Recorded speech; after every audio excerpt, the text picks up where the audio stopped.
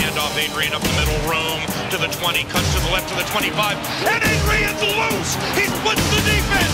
50, 40, 30. Goodbye, baby. Touchdown! We bleed purple and our bones are gold. Hear the horns coming out of our dome. Behold, we are Minnesota Vikings fans. We love when a player scores. We roar, ignite the stands. Hey there, Minnesota Vikings fans. You are listening to the Purple People podcast. My name is Kyle West, accompanied by Adam Carlson and Kyle Smith. How are you guys this evening? I don't know. Neither do I. Insert the Eeyore voice for this week. You already know it's going to be a... Oh, bother. Wah, wah, wah. But I'd like to welcome everyone to episode number 117, although, we talked it up pretty good right there, so I'm sure you're thrilled to keep listening. You should. Please keep listening, please. Episode 117 is called The Brady Bunch.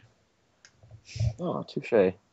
It's an easy one. I decided to be lazy this week. Hey, understandable. Yeah, I've had a lot to try to wrap my mind around this week, but before we start talking about some of that stuff, let's go into the quick hits because, to be honest, that's the best part of the show this week. Special teams coach Mike Prefer returned to the team on Monday. This would have been bigger news if all that other stuff wasn't going on. I don't think it even got a mention that Prefer is going to be back with the team, or will be back by the time y'all listen to this. Today he was back, Monday. Okay. We're recording this on Monday night, right after Monday Night Football. The Colts falling apart, falling to 0-2. I'm not a Colts fan, but they're a better team than that. Mm-hmm. I'm actually really surprised there wasn't a little more outrage about the Vikings shortening Prefer's suspension and all that, but honestly, who's got time to be outraged with everything else going on? At this point, I'm not. The Vikings have released fullback Zach Line and have added Joe Banyard to the 53-man roster. Now, with Adrian Peterson being reinstated, which we're going to talk about later, we could see Joe Banyard as the odd man out once again when Jerome Simpson returns to the roster. Roster flip-flop time, because it is. It's that time to do the dance. We also got Jerome Simpson, who will be coming back here shortly as well, too. So keep that in mind. Absolutely. Cordero Patterson did an interview recently where he said that he bribes his quarterbacks, especially Matt Castle, with cookies to get passes thrown his way. Matt Castle has denied the claim wholeheartedly, and judging by the results on Sunday, CPAT definitely didn't cook enough cookies. That kid is just load in and load out of entertainment. He's hilarious. I love his press conferences. They're highly entertaining. I suggest everyone check them out. With what's going on, I really do believe that Cordero Patterson will be the new focus of this Vikings team. We will see him being the face of the organization, the new face. Mm-hmm. So get used to seeing him, hearing about him, because the Vikings are going to be pushing Cordero Patterson hard. I believe so, too. And those of you watching this on YouTube, thank you, by the way, you will also notice that the background of the podcast has changed, and it now features Cordero Patterson in the background. Any cookies? Are there cookies floating around? No, but I have Pop-Tarts beside me. Let's just be social media whores and ask him, hey, why don't you give us a shout-out? We don't need cookies. Just give us a shout-out. I think we will. I think I will do that when this podcast goes live. There you go. Mm-hmm. Linebacker Josh Caddo was added to the practice squad. I believe he was formerly of the Eagles. I don't expect him to stay there long with all the dancing that goes on and all the players coming and going. So, well, hopefully he'll get a shot, but right now I'm not too optimistic about it. Then again, not too optimistic about anything. Think positive, guys. We got to think positive. Hey, I already told my positive story about the cookies. That's all I have for the quick hits this week. Let's go into the game against the Patriots, because we aren't in misery enough. Are we going to let's talk about this game. Are we going to talk Patriots, or are we going to talk Adrian first? I had the game, but if you want to talk Adrian, the floor is yours. What do you think? Do you guys want to do Patriots first? Let's get this horrendous game out of the way. Okay, we'll do that, and we'll save Adrian for we'll bookend it with that. All right. So the New England Patriots traveled to Minnesota for the home opener of the Minnesota Vikings at TCF Field at the University of Minnesota. Mm-hmm. The game started out wonderfully. We saw a great drive, a lot of plays executed with misdirection. Vikings drove almost effortlessly down the field into the end zone and went up 7-0. And then the rest of the game happened. Let's pause. Let's talk about that first drive, because I was really impressed with it. I was watching it with a group of fans, and I made the observation out loud that I think that was some of the most creative play calling I have seen out of the Vikings in a long, long time. And they drove right down the field and they scored. And then I don't know what happened from that point on. Honestly, I can't tell you. Mm-hmm. This isn't the Vikings team that we watched on Sunday. I don't know if there was a lot of distraction going on, if they weren't prepared as well, but you know that Mike Zimmer is not going to let this kind of play stand, because there were a lot of guys that we saw either a bad effort or a bad game from. Mm-hmm. And with that, go ahead, sorry. Game ball donkey. I'm going to tell you what, I watched Mike Zimmer the day of yesterday, right after his press conference, and he was pissed. And we're dodging a lot of Adrian questions today, and he was still pissed about the game. Oh yeah. So there was a lot of lollygagging around. There wasn't enough urgency, and that's just not something he's gonna take. And I'm glad he'll hold him accountable. He's definitely gonna get the best out of the players, and he's definitely gonna let them know when they're going around. But since I'm already blabbing, no surprise here. My donkey is going to Matt Castle. I love you, man. You played great against St. Louis. With Adrian being gone, I feel like you pooped the bed. Kyle West can correct me if I'm wrong. He had a 39.1 QBR this week. Sure did. Yep. Unacceptable. 4 interceptions in the game, and they were all pretty terrible. I can't fault you for the one to Jarius. That was a good play, but I think it was a safety. I really don't like going deep over the middle to one of our smaller receivers. Maybe go to the outside to flash. But, hey, you tried to make a big play, and I can't fault you for that. Trying and 1 interception is fine. 4 interceptions later, if you guys are friends with me on Facebook, you saw I said, I can hear the Teddy Bridgewater chants all the way in Virginia. I don't know. There wasn't a lot of positivity coming after that first drive. But I'm going to give it to the defense for the game ball. They seem to be more in sync this game. Tom Johnson got a sack on Tom Brady. Congrats for you. Just all around, we played really, really sloppy. We played kind of half a step behind, if I could use that analogy. But I'll give it to the defense because the offense was really out of whack, especially with Adrian being gone. Mm-hmm. Tom Johnson, the only member of the Vikings to register a sack on Tom Brady. Get him on your fantasy. If you got an IDP league, he's had a sack in each game so far. You never know. My game ball goes to Mr. Harrison Smith. Fantastic game. I saw a lot of effort from him. He was one of the guys that was chasing players down from behind when the other players weren't putting forth the same effort he was. We saw Harrison Smith, and I'm scrolling down to my defensive stats right now. Harrison Smith ended the game with 7 tackles and 1 assist. He was one of those guys that was really everywhere on the field, and he was playing up at the line. He was playing back in the secondary. He looks like a player that the Vikings can really use as a cornerstone when they finally get this secondary rebuilt. Mm-hmm. My donkey is Matt Khalil. Oh, yep. Now, I'm a big fan of Matt Khalil. I like that the skills that he has. I like his intelligence. But for some reason, the last season and a half or so, maybe even ever since his rookie year, he just hasn't had that same step, hasn't kept his feet moving, and hasn't been able to pass protect the way he did in the past. And I don't know if it's a mental error or what, but from what I understand, Coach Zimmer had a real nice talk with Matt Khalil, and hopefully we'll see things a little different in the near future. Well, you stole my donkey, Adam. So I'll just segue right into that, is that I have Matt Khalil listed as my donkey as well, too, for all the reasons that you pointed out. For a guy who was drafted as high as he was, I really feel like the mistakes should be over with, and like he should be up to the potential that we expect him to be at this point. Like, he should not be a liability on the line.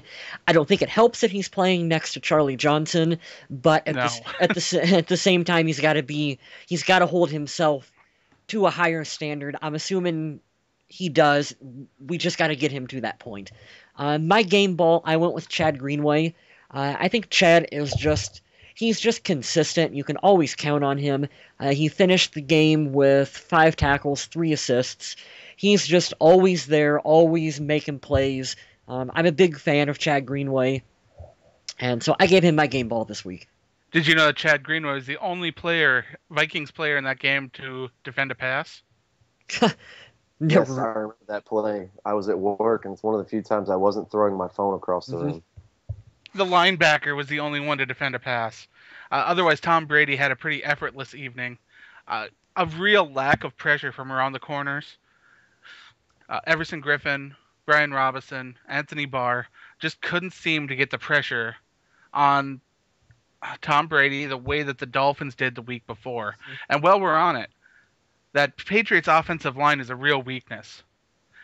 And we saw them run all over the Vikings with Stephen Ridley, who I personally believe Stephen Ridley is a below-average running back. But the Vikings made him look like a superstar. Mm-hmm. It's very irritating. I'm looking at the stats right now, and obviously we didn't have Adrian. I think Matt Asiata is very capable.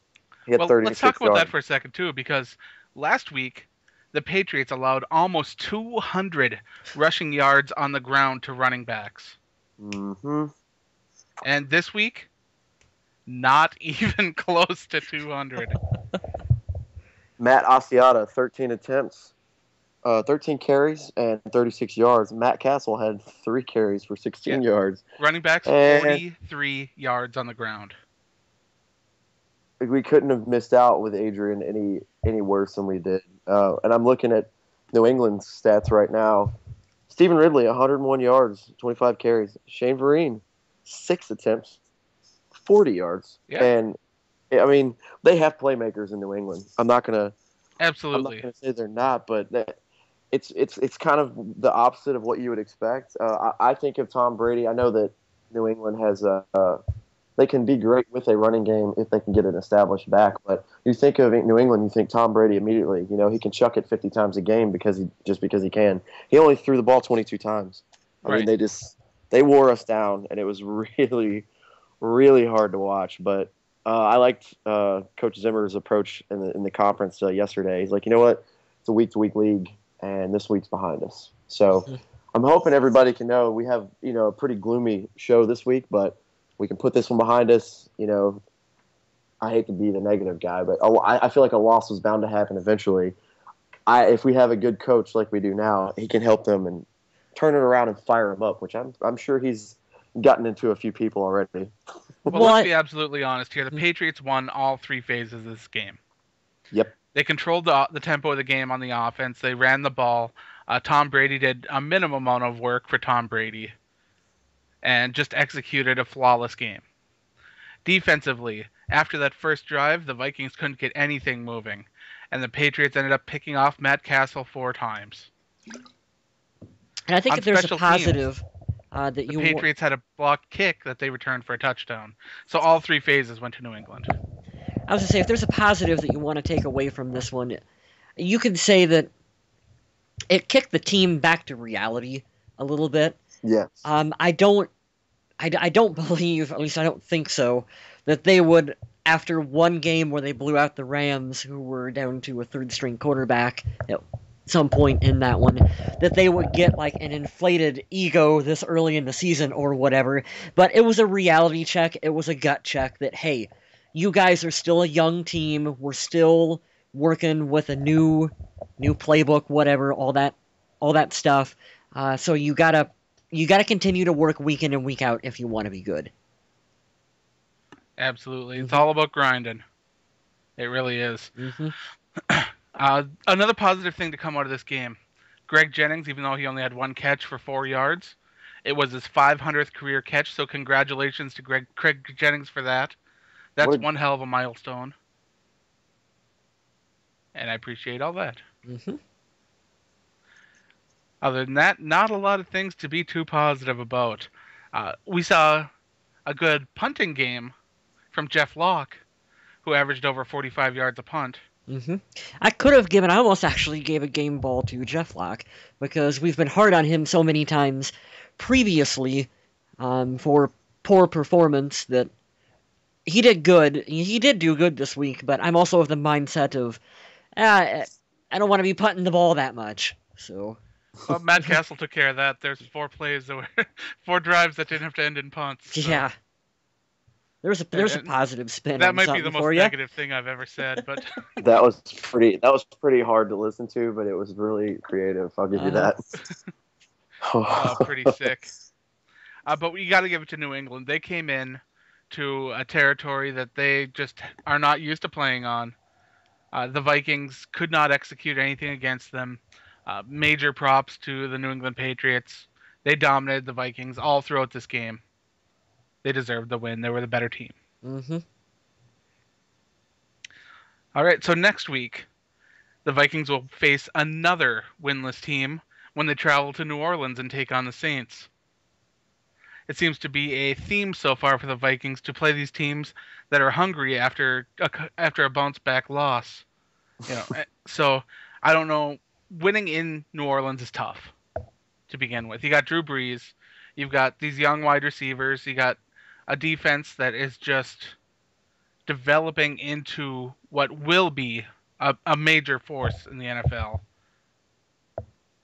This could be another really tough game for the Vikings if they can't get things going early. I hope that the D coordinator and the defensive staff study whatever Cleveland did, because, I mean, when you think of the best wide receiver in the game, I think of 3 names. I think of Julio Jones, A.J. Green, and Calvin Johnson. When you think of the best tight end of the game, there's only one, and we're going to face him. It's going to be a challenge, and let's face it, New Orleans is like Seattle. They are almost impossible to beat at home. They win there. It's a hornet's nest. I can still I'm rolling the eyes in my back of my head because I'm still cringing from 2009 when we were there. It's horrible there to play if you're the opposing team. But if we can get a performance out of our team like we got against the Rams, I mean, there's no reason why we couldn't walk in there now that we see that Adrian might be playing Sunday, that we could go in there and give them a run for their money and come out with a win. Mm-hmm. And how shocking would that be? You thought the Vikings' performance against the Rams last week, how we shut them down, was newsworthy to some people. Imagine if we go in and leave the Saints 0-3 and beat them at home. I guarantee you they'll turn back around. I have faith in the team. You can't play without a sense of urgency like you did this week. It's going to be a tough task. The Saints was going to be a tough game to begin with, especially with them being winless. They know they got to correct their season if they want to go to the playoffs. So we're going to be facing a pissed-off, angry Saints team at home. A Vikings squad with a new staff that has an uber amount of distractions currently going on, from outside media looking in and scrutinizing everything that's going on with the team. Oh boy, this has recipe for disaster wrote all over it. I hope not. I have faith in the new staff that they can get this done, but I do not envy them for having to try to figure this out. No, not at all. Another key point of this will be Xavier Rhodes, the physical cornerback, trying to learn to be not so physical. He got really frustrated in the game against the Patriots because he was flagged a lot for plays that wouldn't have been flags in the past. He got a BS call where they said he wasn't playing the ball when he freaking batted the thing down out of midair. Come on. I don't know who it was on my Twitter feed that is a Vikings fan. There's a lot of Vikings fans who follow me now, but somebody called him Xavier Cook, and I just want to say politely, F you, sir. That is not even anywhere near accurate. He actually puts forth an effort to try to make plays. I would rather have that than someone who's a step behind every time. So, no, just no. Well, Rhodes has the instinct and the physical ability and the mental ability to learn from his mistakes. So I expect to see Rhodes back out next week. I don't expect him to be able to make a transition to being a less physical cornerback immediately. This is something that's going to take him time to learn. Mike Zimmer spoke on it in one of his conferences. I don't remember which one because I watch everything they post. Oh, absolutely. But he did say that it's not about him being less physical. It's about teaching him getting that technique to where he's playing that physicality correctly to where he doesn't get flagged. And it's a line that's really hard to walk, but Zimmer knows defense, and he will get him where he needs to go. Absolutely. All right, and with that, I'm going to hand off this Adrian Peterson situation over to Mr. Kyle West. Okay, I wanted to kick this off with something, and I think it's important for everyone, with all the negativity that's going on around the Vikings, to remember that we have a lot of good guys that are on this team, a lot of good players who do a lot of great things. So I have a really short list that I'm going to fly through, and Adam, if you can put this on the links down below in the YouTube video, I'll send them to you afterward. But Okay. These are the players, and I got one former player on here as well too. But who their charities, players and their charities on this team, because I think it's important for people to have this information as well too. So we got Chad Greenway, who's got the Lead the Way Foundation, Jared Allen, Home for Wounded Warriors, Greg Jennings has the Greg Jennings Foundation, Phil Loadholt, Boy Scouts of the Midwest, the Eat Right and Get Moving, Cullen Loeffler has the Sherrif's Youth Program and Leukemia and Lymphoma Society. Brian Robison has the National Alliance for, and I may butcher this one, it's the National Alliance for Thrombosis and Thrombophilia, I think is how you pronounce that one. And then John Sullivan is really active in the Active for NFL Play 60 program. So I just think that, you know what, we're so focused on when something negative happens that you never talk about the good stuff that these guys do, and we got a lot of players who do a lot of good things. That's absolutely true. It's just media. It's the media concept. I don't want to go all crazy and on a tangent, but you never hear it. You guys that listen to the podcast, you know, I've got 7+ years active duty in the military. I know they never give anything towards us when, you know, somebody comes home, and they never take time to recognize the guys who are fallen and died over there. It's always, oh, we'll see what kind of scandal we can create for, you know, a buzz. And I'm so glad that you did that, because I was going to bring that up for Jared Allen and his Wounded Warrior stuff. I know he's not a Viking, but he was forever. The stuff that these guys do in the community is amazing. And I love the fact that the Vikings organization holds them to say, hey, don't just show up and play football and go home. You live here. You are Minnesota. Go out into the community in this place and this town and this state that loves you and just bleeds purple, and give back to them, because that's what we are. I mean, if you don't give back to your fans, you're not going to be employed for very long. And they do so many great things around, and it's not just one charity. They do all sorts of things. So really cool that you brought that up, because in a negative light that we're doing now, there's a lot of positive things that nobody is going to talk about. And the Vikings organization themselves do a lot of great work, a lot of dinners for charity, golf games. They have done a lot of rebuilds of schools, things like that. So remember, when you hear all this negative things, that there are some positive things out there coming from this Vikings team and its players. I know right now a lot of the focus is on the negative, which Mr. Kyle West will fill us in about in a little bit here. But please remember that these aren't all bad people or bad situations. There are players out there and organizations that are out there to do good and are working hard to make sure that their charities get some funds and are able to help people out. So please remember that. Like I said, I'm glad you guys thought that was a good idea as well too. But I just wanted to get that out there before we dive into Adrian, because even though Adrian is or was the face of the franchise, and when you think of the Vikings, you think of him, he doesn't represent us as a whole. I think it's important to make that separation. And even though you might not disagree with what happened, I think you've got to make the separation between it. Well, you got to explain what happened for the listeners there. Well, I think everyone probably pretty much knows. If you're a Vikings fan, it's pretty unavoidable at this point. But he was charged with a child abuse case involving his 4-year-old son, where there was some kind of punishment that happened where he took a switch, which is like a small piece of branch or whatever, and used that to discipline his son. It left some marks on him. You can see the photos elsewhere. We will not be posting them, No. But pretty graphic. Definitely left marks. There's a whole kind of it's gonna go. It went before a grand jury. I don't know exactly.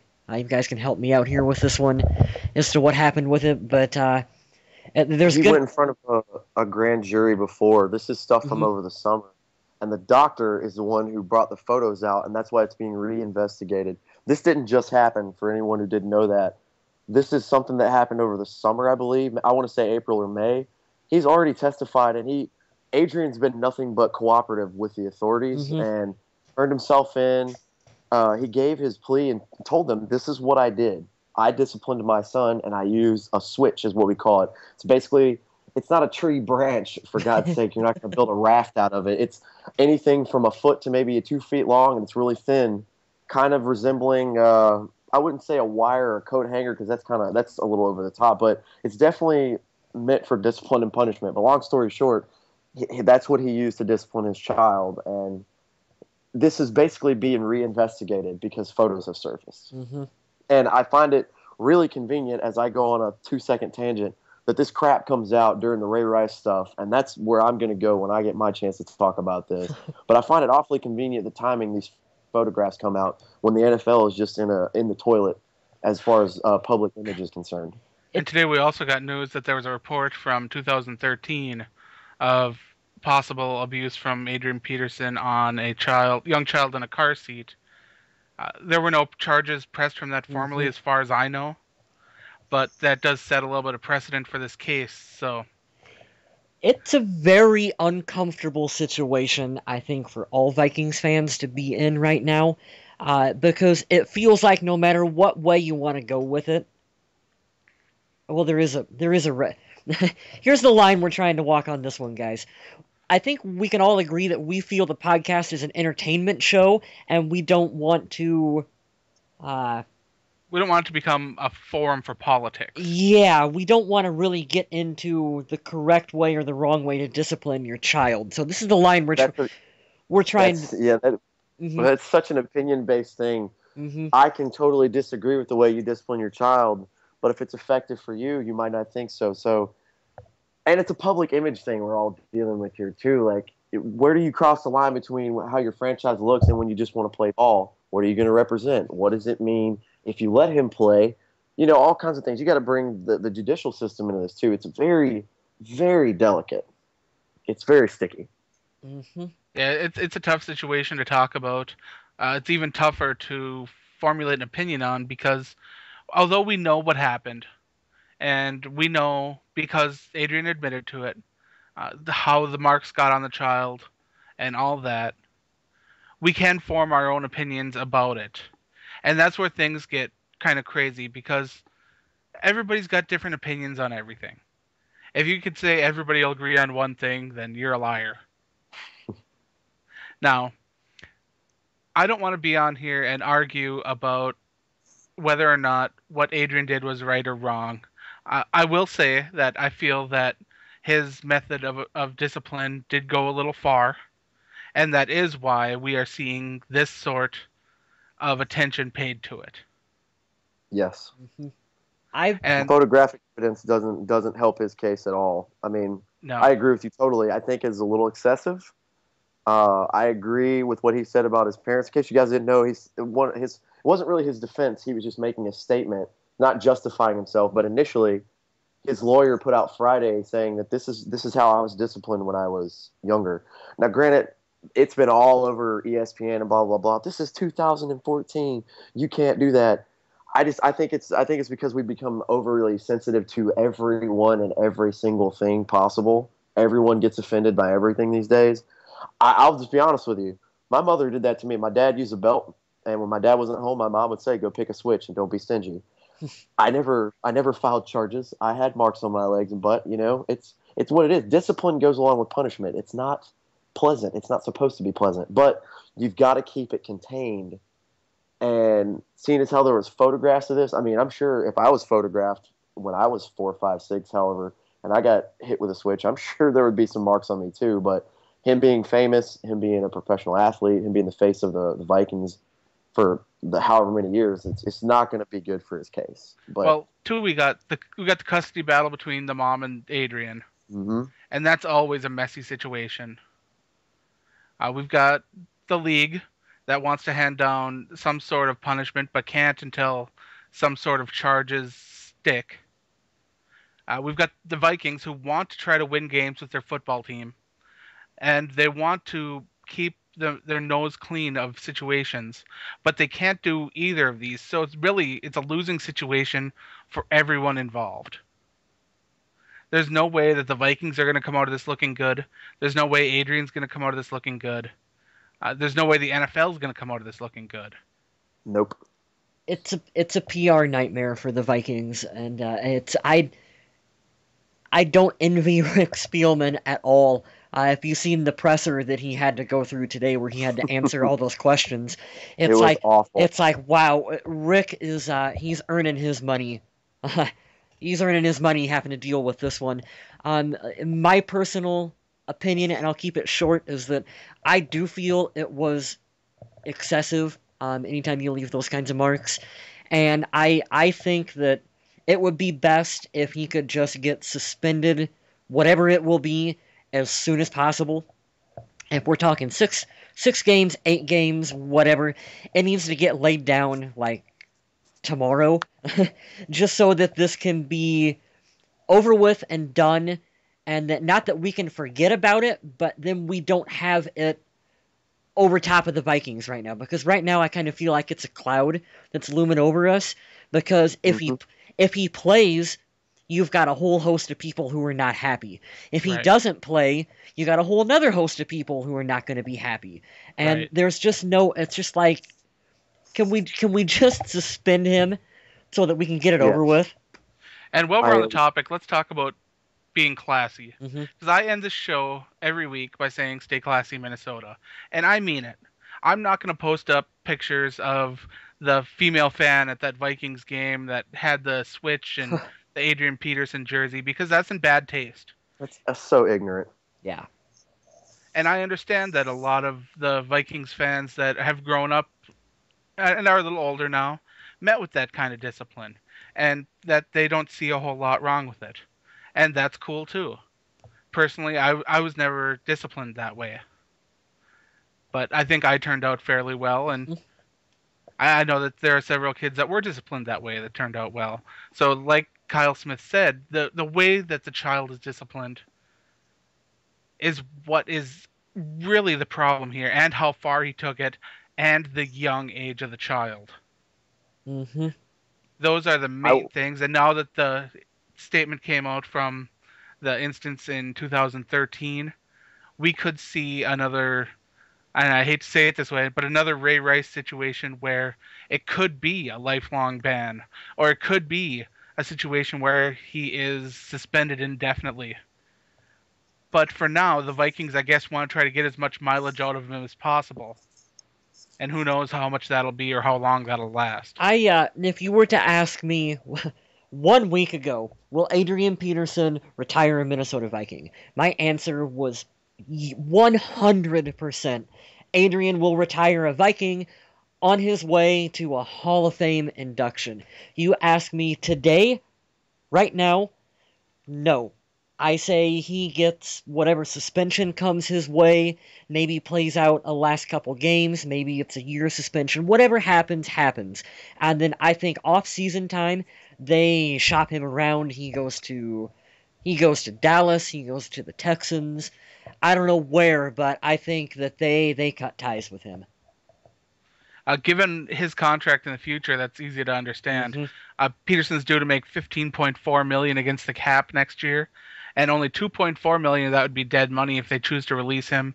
But like a lot of the reports lately have said, the Vikings are not interested in releasing Adrian Peterson, but they would entertain a trade offer. So who knows what happens? And this team has to keep building towards the future. And to put a football spin on it, we are and we have been a run-based team, and you guys seen what happened when, as a run-based offense, you take away our ability to run the game, and that was what happened against the Patriots.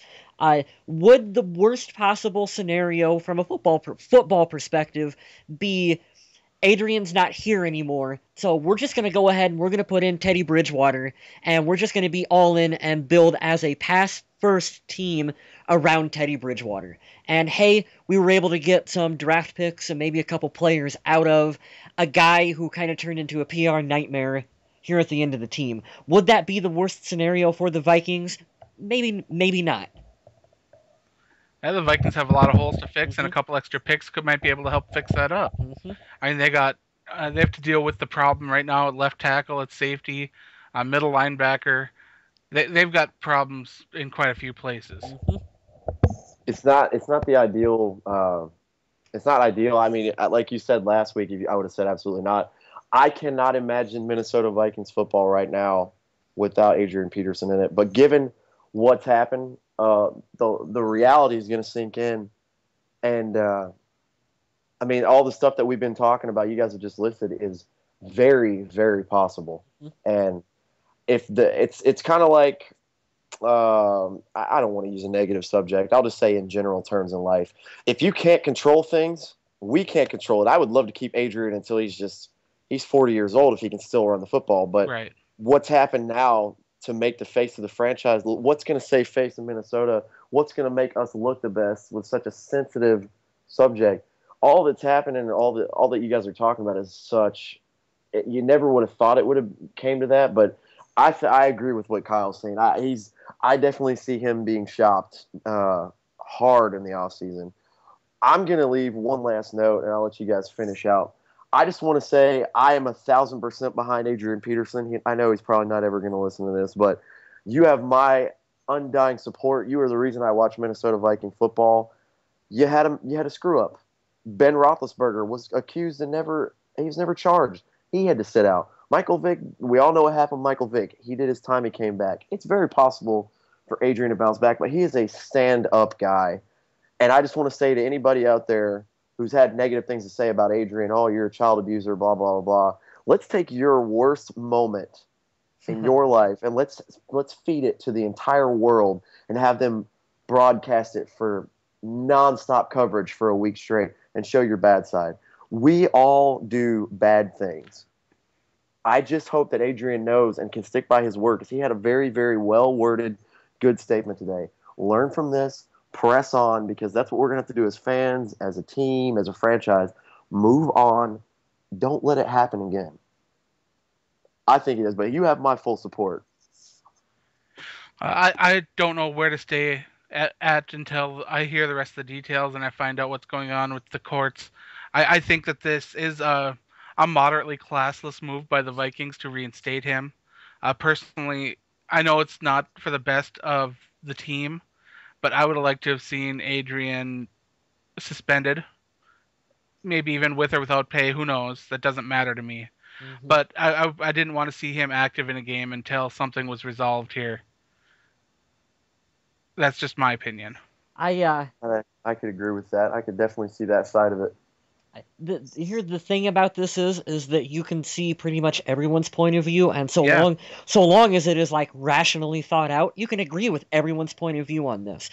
I can remember a time when we were having the same conversations about Randy Moss, and there was you made the same argument of how you could not picture the Minnesota Vikings without Randy Moss, and then his career went south for albeit different reasons. And to Oakland. Yeah, and then he was he traded, Adam? I believe so. I don't remember anymore on those details. But anyway, see, that's how long it's been. Yeah, it's been a while ago. But anyway, Randy ended up being an Oakland Raider. So you never know where these things are gonna go. You really don't. And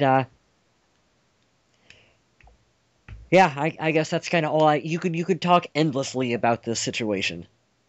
Yeah, we can debate this all day long, but we're going to have to let the authorities in the NFL figure out what happened, see if he's going to be charged or not, and based on what they come up with is where we're going to have to make a decision. So, well, based on the age of the child, I'm assuming that if the mother doesn't press charges, the state will have to. Mm-hmm. Because that's the way the government is now. So I'm assuming there will be a huge legal problem, and we have seen nowhere near the last of this situation. Which is unfortunate because it kind of ruins Vikings football for this year for us. But on a positive note, I think we might have seen the last of the Prefer situation. Yeah. This is true, and I'm glad to have him back. I want to see Cordero take one to the house, and maybe with him coming back, maybe I don't know. Maybe it'll put a little spark. But welcome back, Mike Prefer. You got lucky on this, I'll tell you that. He snuck back. He snuck back without anybody knowing. Hey, here's something kind of funny. Never one to miss an opportunity. Chris Cluey was out on Twitter trying to put his name back into the spotlight over something. I forget what it was because I only glanced over his tweet. But he was back out trying to tweet negatively about the Vikings as well, too. So thanks, Cluey. We're glad that you're still out there doing your thing as well, too. Isn't that part of his court order that he can't do that? No, he still was. I suppose he ain't going to stop him. Nope. And don't forget to buy his book about Sparkle Pony or whatever it is if you want to read about his stuff. It's called Sparkle Pony, I believe. Sparkle Ponies, yep. Oh, wow. This show has everything this week. But all right, I think on that we should probably call her good. Sounds good. I want to give a special little story that's going to take 3 seconds. If you guys are my friends on Facebook, you'll see, or on Instagram. Had a cool note. I'm a dog handler. My dog is from back home. I'm sorry. My first dog here in Virginia. I call Virginia home now. I've been here for a minute. I got a really good bond with him. Had him for a year and a half. We deployed together. Just got the paperwork and the phone call today. He should be retired out, and he will be my personal pet within, I'd say, the next week or two. Really stoked about that. If you guys ever want to look into that stuff, find me on the page. I'll tell you about military working dogs and how you could adopt them and save a hero's life. But that was a little positive from all the negative stuff going on these last couple of days. I seen that. Very awesome. Shed a little tear for that one. You get your dog back. There are some positive things to look forward to. We do have Vikings football again on Sunday. So that's something to look forward to. Other than that, remember, keep your nose up. This is an organization that's struggling right now, but stick with them. And try to put forth your best effort to be a good Vikings fan, because there's so many people out there that are taking advantage of this situation and making the rest of the fan base look absolutely terrible. Mm-hmm. So please remember that you are representing Vikings Nation, all the Scolders out there. Purple Scolders. So please remember well, let me thank you for listening, and remember to stay classy, Minnesota. And if you are a Minnesota Vikings player, for the love of God, please stay out of trouble this week. Ain't that the truth? Mm-hmm. Thanks, everyone. Let's beat the Saints. Sunday. We'll see you guys next week.